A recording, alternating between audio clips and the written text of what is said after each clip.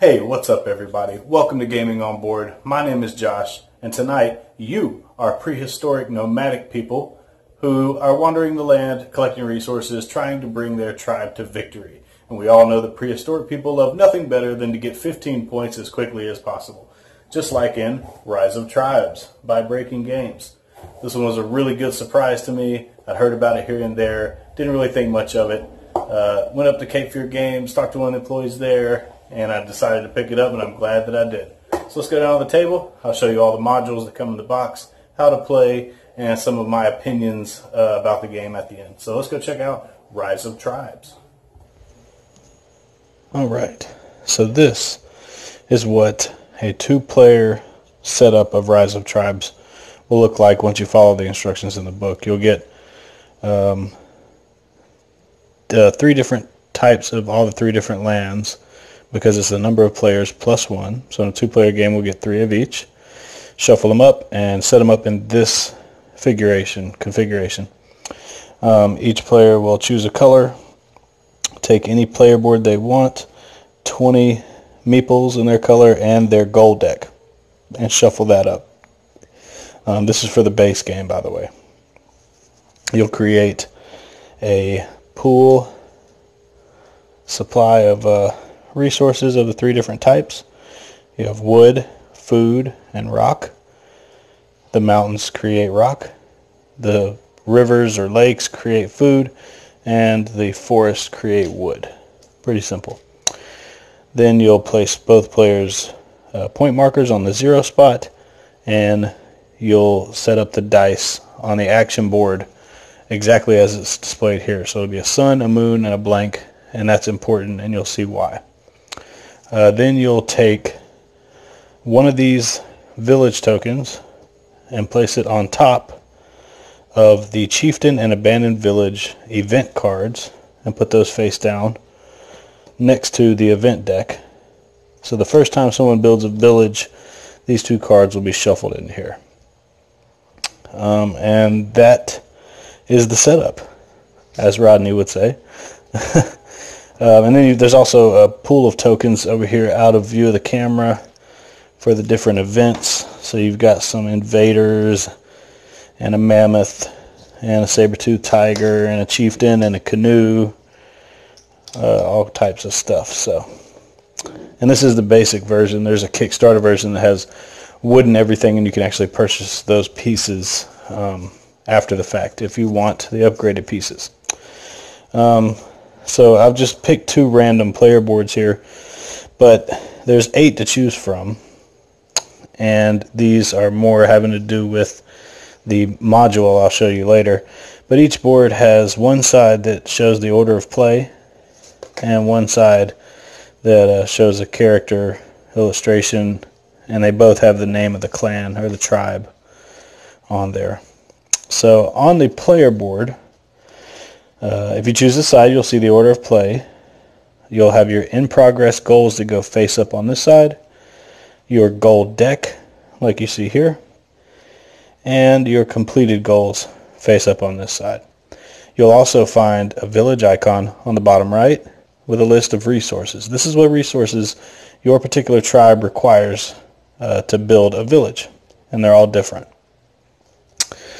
So for the two that I've chosen,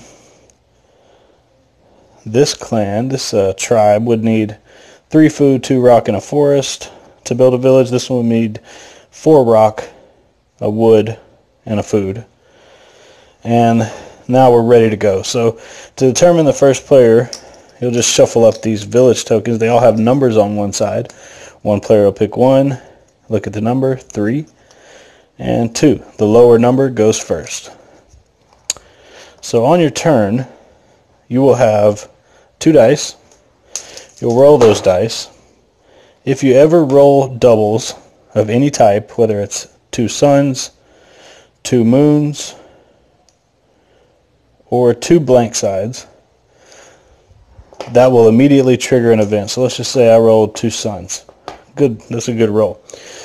So if I roll 2 suns, I'll take the top deck of this event, the top card of this event deck, which is just off screen here. And by the way, these are not cards. These are nice cardboard token. shape cards, and I would look at the event. In this particular situation, it is drought. So the population limit would be decreased by 1, so it would be population limit 4 to resolve conflict, and I'll show you what that means later. You would place this in the event 1 position, and then some more stuff will happen there. So once you've rolled your dice and you've resolved any events that are currently in play or added a new event, you will place your dice. And the way dice placement works is you can choose to grow, which is add more people to the board, move, which is obviously moving guys that are already on the board, gather, which is collecting a certain number of resources from a certain number of tiles that you occupy, or lead, which is just drawing goal cards. One important thing that I missed here is whoever's going first will take 2 of their tribe members, place them on any tile, and whoever's going second in a 2-player game will take 3 tribe members and place them on any unoccupied space on the board as well. So these are our starting tribe members. So now back to this. The only way to score points in this game is by completing goals, or sometimes completing event goals. So it's really important to have some goals out. So the first thing we're going to do is place this die here, and the way it works is you place the die to the far left and all the other ones shift. So the one that was on the far right will shift down here to the bottom, and then your newly placed dice will be on the far left. Then you look at what you have up here on the top row. If you have 2 suns in any combination, it could be like this or next to each other. As long as there's 2 suns up here, you'll get the enhanced effect of that action. So in this case, I get to draw 3 gold cards. If it was 2 moons in any combination, it would be the decreased effect of that action. So I'd only get to draw 1 card. If there was no doubles whatsoever, so it was 1 of each, then I would just get the base effect of that action, which is draw 2 cards. And that applies to all these actions. But in this case, I have 2 suns. So blue will get to draw 3 gold cards. So they'll draw 3. And they'll place them over here on the active goals. So there's 2 different types of goals. I can't remember the exact term for them, but one is like development. I believe that's right. You're developing new technology. So if we complete this, we've discovered mysticism, and we'll get to draw 1 additional card when we take the lead action. The other type, the brown ones, are just goals. So it's basically board state or action goals. So if we gather 6 of any resources in 1 turn, then we'll complete this and get 2 victory points. If we control 1 of each of the hex types at one time, we'll score 2 victory points. And when you complete these developments, you also get 1 victory point in addition to the ongoing effect for the rest of the game. And there's 3 different terms, and then there's control, there's majority, and then there's occupy. So control means you are the only tribe on that spot. So right now blue controls a lake and green controls a forest. Occupy is just you have someone there. It doesn't matter who else is there or how many you have there, you're just there. So we both occupy these. And majority, of course, means you have the most of your tribe members on that spot. And that's of all tribe members. So if this was a 4-player game and everybody had 1 of each of their tribe members on this tile here, then there would be 3 tribe members that are not my type, so I'd have to have 4 to have the majority. So those are the 3 terms you need to look out for on these gold cards.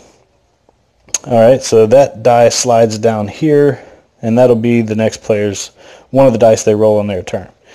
So for this next one, we will gather. So I'll place this on the far left. This one slides down. And since it's 2 suns, I get to gather 2 resources from 3 different hexes, which is not very good right now because I'm only on 1. But nonetheless, I get 2 food. So I'll take 2 food from the supply, put them on my player board, And once you're done doing that, you will check for conflicts. At the base level, conflicts happen if there are more than 5 tribe members from any tribe on one spot. So if there's more than 5, I'll just simulate one here. So there's 2 blue, 2 green, 2 more blue, and a green. So here's a normal conflict area. So after we've taken our actions, we check for conflicts. Here we have 7 tribe members on here. So we're over the 4 max, which right now the max is 4 because of drought. But if drought wasn't out, it would be a 5 tribe member limit to cause conflicts. So one at a time, we'll take 1 tribe member of each color off at a time simultaneously until there's only 1 color left. So all these go back to their players' pool of workers or tribe members, and whoever's left is now controls that spot. So you'll resolve conflicts, any and all conflicts, during step 4 of your turn. Then after that, you can use your resources that you've gathered to either build a village or complete goals. So if I had everything needed here, I could turn in the required resources, take one of these village markers, and place it in a spot where I have at least 1 tribe member. Now at the beginning of the turn, you score 1 point for each village that you have out. So it's pretty good to have multiple villages out. But the thing is, if you ever no longer have one of your tribe members on that hex, the village is immediately destroyed. So even if I just move this guy over here, that village is destroyed. Nobody's there. You've moved on. You're nomadic people. You've abandoned that village. So you could lose these due to conflicts or just by mistake. So that's how building and destroying villages work. Let me put that back. And then if I had 1 of each resource, I could finish mysticism, move it to my completed goals, and score 1 victory point. And then on all future turns, I would draw an additional card. But I can't do any of that this turn. So it would go on to the next player. They would take the 2 dice that you shifted on your turn, roll them, take their turns, gather, draw cards, grow their tribe, everything like that. So let's just say they grow, and since it's 2 suns, they get to put 4 tribe members out. You can only grow on spaces where you already occupy. So I don't have a choice. I have to grow here. All right, so I have to keep in mind that if I don't move, and when I get to the resolve conflict step, I'm going to have a conflict with myself. And whenever you have conflict and you're the only one occupying the spot, you just remove your tribe members until you're down to the limit. So if I let this stay this way, the way it is, I'm going to lose 3 to get back down to the 4 limit that we're currently at. So I had better move. So I'll take the move action. And since there's no doubles, I get the base, which is 4. So you can move 4 different tribe members, 1 hex. Now there's goals, there's developments that increase and improve that. But base, it's 1 tribe member, 1 space per movement point. So 1, 2, 3, 4. Now I've spread out some. We go to the resolve conflicts phase. No conflicts, I'm all safe. I have no resources, no cards, can't build anything, and that would be the end of green's turn. So you continue to do that, shifting these dice around, moving, growing, gathering resources, building villages, drawing cards, completing goals. One important thing to mention is when you do have a village out, you gain an extra ability. So when you take the lead action, you can discard any in-progress goals equal to the number of villages you have. So if I had 3 villages, I could scrap all 3 of these. They would go to the bottom of my deck. I would draw 3 new cards to replace them, and then also draw the cards I got from taking the lead action.